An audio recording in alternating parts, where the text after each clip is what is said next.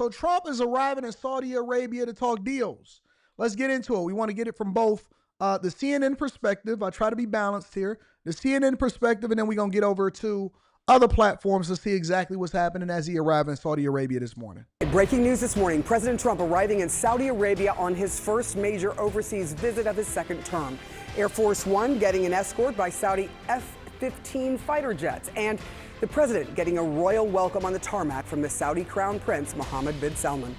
Trump then traveled by motorcade to the Saudi royal court for a more formal greeting. Saudi Arabia is the first stop on his 4-day swing through the Middle East, the trip giving Trump a chance to prove himself as a deal maker on the world stage. He's set to speak later today after attending a lunch with some of the world's top CEOs, including Elon Musk and the leaders of Open AI, Google, Boeing, Amazon, Nvidia, and Coca-Cola. Trump will also visit Qatar and the UAE on this trip, and it comes as he's defending his administration's plan to accept a $400 million luxury jet from the Qataris to use as Air Force One, a prospect that's raising all kinds of ethical, legal, and security questions. CNN's Jeff Seleny is traveling with the president and joins us now live from Riyadh. It had already been And we do plan on having that conversation. I'm going to have that conversation right after this because Trump directly addressed reporters about taking a plane. And I thought it was pretty funny, but we'll get into that shortly. Really busy trip. What is the president focused on here as we see new pictures this morning of him and the leader of Saudi Arabia? Good morning, Sarah. President Trump arriving here overnight to a fanfare in Riyadh, Saudi Arabia, exactly how he would like it. Met with trumpets, American flags, Saudi flags as well, and escorted all along the way by the Saudi Crown Prince Mohammed bin Salman, who of course is a close ally of the United States and indeed a good friend of this president and the administration.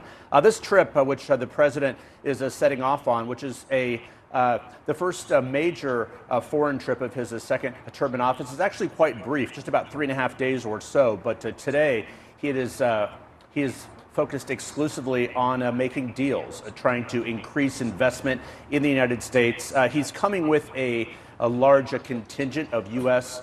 CEOs, multinational CEOs as well. They are meeting for a luncheon and then later having a meeting here in Saudi Arabia with Saudi officials as well. But this is much more about making investments in the U.S., reaching deals rather than focusing on the geopolitics of the region, which of course is hanging over this administration. Many of the challenges facing the Trump administration, of course, and the world are not being discussed as much, at least in the opening hours of these meetings, as the deals that are coming underway. And you mentioned that airplane. The president, of course, arriving here in Saudi Arabia on the old Air Force One, but the new controversy over a plane he would like to be Air Force One is certainly following him here. He is making no apologies about the idea of accepting a plane worth some $450 million or so from the Qatari royal family.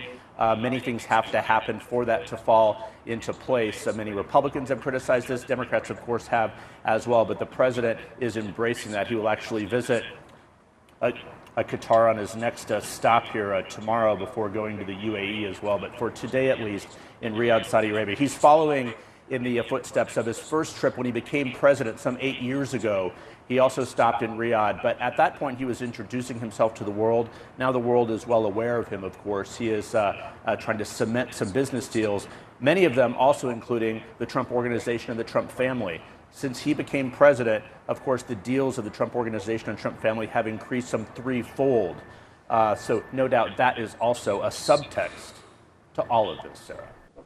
So Trump is in Saudi Arabia to obviously cement some deals. And I love the fact that Trump is basically allowing himself to be displayed on the world stage.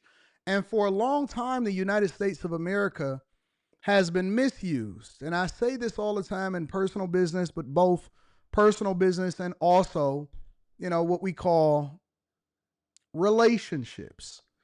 Relationships are supposed to be two-way streets, right? And a marriage is supposed to be an exchange for strengths and weaknesses. When it comes to business relationships, if you get something out of it, I get something out of it. That's called transactional, using each other. And then on the world stage, it's the same thing.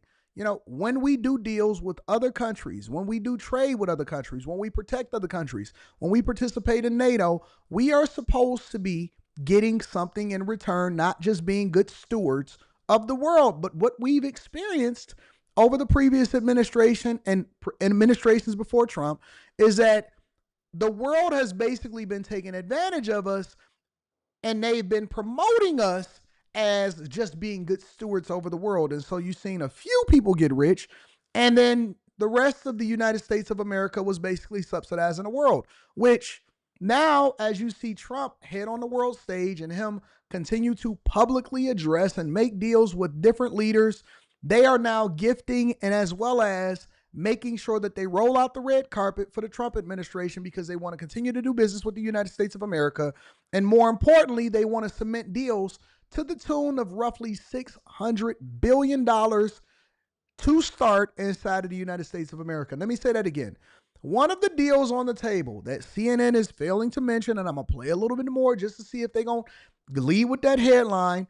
And this is another reason why you see Mark Zuckerberg and all of the world leaders here in the United States of America, all of the people that are running these huge companies, they are accompanying Trump to this trip. You want the people that are experts in the room and experts in their field and running these great companies to also be participatory in what you have going on a world stage.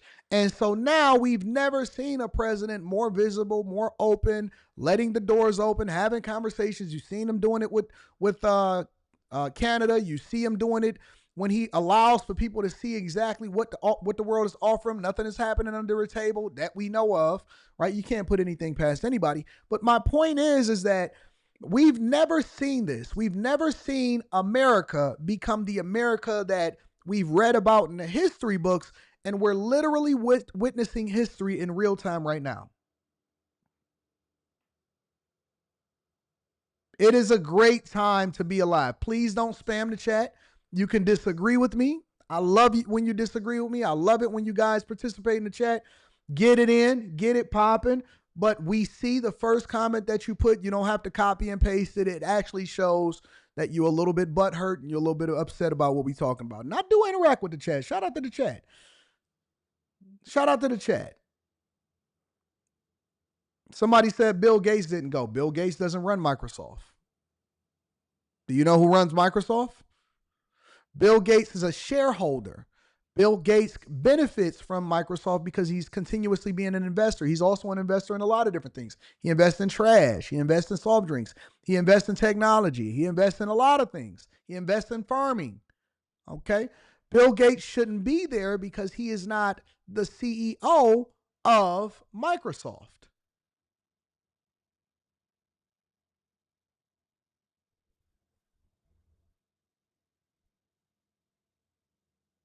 Phil Richardson says Trump doesn't know what the hell he's doing. Interesting. If Trump doesn't know what he's doing, I'm guessing that you'd be a better representation of the United States of America to go in and negotiate. I guess you can tell him. I'm sure him surrounded by the greatest and the best advisors in the world, including all of our technology leaders, he has no clue what he's doing. Nobody is letting him know what's going on. Nobody is advising him. He's been a previous president before. He's a new president now again, and he has no clue what he's doing at all. He's just going over there, just confused. Got it. Let's see if CNN can give us any more insight. Absolutely. He has become a richer man while in office as president. Thank you so much, Jeff Seleny. Great reporting there from Riyadh. Overshadowing this trip, of course, is that $400 million plane that Qatar's royal family reportedly offered to the president. Oh, Phil. Come on, fam. You got to get out of your emotions with your red. Is that red cups that's in your hand in that picture? Yeah, we're going to take advice from Phil. We're going to take advice from the guy with the braids that got a red cup in his hand in his profile picture. All right, Phil. You've officially lost my attention. I was giving you a little bit of visibility. Now you want to get in. You want to go with ad hominem attacks. Okay, Phil. All right. You was looking for my attention. I was trying to talk to you like an adult. Congratulations. You should go and appear on Mika's podcast, the Red Cup Podcast. Respectfully, All right, we're gonna talk about the planes shortly. Let's get this from another view. And let's talk about the world leaders. We're gonna get it from Fox News also, and we're gonna talk about why Mark Zuckerberg and Sam Altman, a lot of people don't know who Sam Altman is, but they'll explain it to you shortly, is over in Saudi Arabia also. Looks like the Saudi Crown Prince is launching a new AI company. Kurt, the cyber guy, joins us now. So, Kurt, a big announcement this morning. What can you tell us about it? Yeah, hours before the president's arrival. And good morning to you, Lawrence. It's called Humane AI, and a bit of an ironic name for MBS and the Saudi government. This is going to be an AI fund that is being established, largely funded out of the existing PIF fund in Saudi. And you guys don't censor or block Phil. Let Phil fight with himself inside of the chat and get his rocks off. He's been waiting all morning in order to be able to say this. He woke up early so that he can say so. Congratulations, Phil. Let him fight with himself. Don't block him. Don't censor him. Let him put what he wants as long as he's not spamming the chat and being overly disrespectful. We rock out with Phil. Let him be dusty. Cheryl hit on it. Who's in the room right now? You've got Meta's, which is Facebook, and Instagram's. Mark Zuckerberg is there, and it says a lot who's in these images that we're seeing on the screen. Who's in that room? Another one, OpenAI, Sam Altman, as you know him from ChatGPT. Yep. He is there. And also here, Mark Zuckerberg's friend, Elon Musk. Elon Musk in the room, of course. A lot going on with AI discussions at this forum that's coming up. Now, what do they want? Why are they there? Well, 960 billion reasons, because the Crown Prince has one of the largest investment funds on the planet, and this investment fund is ready to go with technology investments from, AI processing farms to you name it. Development in this category is exploding globally, and they really want to get their hands into it, and they're trying to get their hands on that money and deals made at this conference, thanks to largely the Trump administration putting a focus on technology and the growth of technology back to the U.S. at this point in time. How would that work, Kurt? They wouldn't be competitors? If MBS has started Humane, this AI company, wouldn't whoever's running ChatGPT be a competitor? How would that work? How would our American investors, how would they get access to PIF, which is the Crown Prince's company? Yeah, I mean, the ideal would be that we as Americans and our technology American players in the room ideally would cultivate that investment back to the U.S. So how do we grow in the United States through AI? We spend money, and we spend money here on our own soil or in ownership of AI elsewhere, and then it grows the American... Ida, if you're still in the chat, could you put your Cash App in for your car so that he can send it to me in a text message, and I can make sure that y'all get y'all money that y'all won this morning? An economy, and it grows us as keeping us on the forefront of AI, while really China is biting at the heels right now to try to advance beyond us. Thankfully, right now, without a lot of regulation, we're able to advance very quickly. But the bottom line here is it's about making deals with that sort of, you're either going to be my friend or my enemy. You're my competitor, or you're going to be, no matter what, we're going to dance. So do you bring that dance back to the U.S.? Do you try to carve out what our nation can get out of the growth in AI with one of the world's largest funds of $960 billion? You do. You get there and you make deals. Are you suggesting that... That's almost $1 trillion investment fund. That's pretty insane. That's got to be one of the biggest in the world. Has to be one of the biggest in the world. This would be more of a partnership versus when you look at China, we're concerned that they're stealing all the intellectual property when it comes to AI, essentially just lifting it, and then they say they're making it better. Yeah, they are exactly doing that. China has been famous for stealing a lot of corporate America's intelligence, including AI, including a lot of technology advances. We had a story we're tracking right now about other communist governments that are coming into the U.S. to just simply steal from us and go develop it on their own, trying to do it for less money. And in this case, this really is about what kind of deal can we put together with one of the world's largest investors. This is about talking to money bags. So you got money bags and you're in the room. You're going after it to try to cultivate that funding back to America, back to our U.S. funds, and back to growing technology, which is the forefront of those three major players there. And those are just scratching the surface of the technology players that are there at this conference. And if you look back, I mean, they weren't there before. This was not something that was at the forefront. You've got a leader of this country right now going, I see something here with technology, let's play ball. And that's why you got the party going on that you're looking at on your screen. Right. We should have always, you're right, Night J. This is why it's important for us to have a businessman as president of the United States of America. More importantly, I think that we should have business people and businessmen, emphasis on men. If women are exceptional in their roles and they're able to take on that responsibility, I don't think that they should be discriminated against, but I think that they should have to meet the same expectations that we'd have for men, and we shouldn't have diversity, equity, and inclusion in our elections.